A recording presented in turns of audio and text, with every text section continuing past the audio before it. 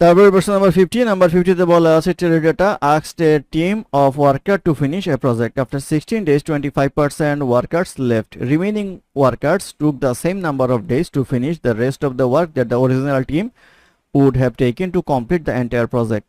In how many days was the entire project finally completed? অর্থাৎ বলা হচ্ছে যে Teradata কোম্পানি ওয়ার্কার ডাকলো একটা কাজ শেষ করার জন্য। তারা একটা নির্দিষ্ট পরিমাণ দিনে কাজ শেষ করবে বলে দেয় এবং তার মধ্যে 16 দিন কাজ করার পরে 25% ওয়ার্কার চলে যায়। এখন দেখা যায় বাকি কাজটুকু, যে কন্ট্রাক্টে যেই কয়দিন ছিল বাকি কাজটুকু বাকি তারা ওই কয়দিনে শেষ করে। এখন বলা হচ্ছে টোটাল কাজ কমপ্লিট করতে কত সময় লাগবে। তো আমরা ধরে নেই টোটাল ওয়ার্কার হচ্ছে ডাব্লিউ আর টোটাল দিন হচ্ছে ডি, তাহলে টোটাল কাজটা হবে হচ্ছে ডিডাব্লিউ। এখন 16 দিন কাজ করে হচ্ছে ওয়ার্কাররা, তাহলে 16 ডাব্লিউ পরিমাণ কাজ হয়ে যায়।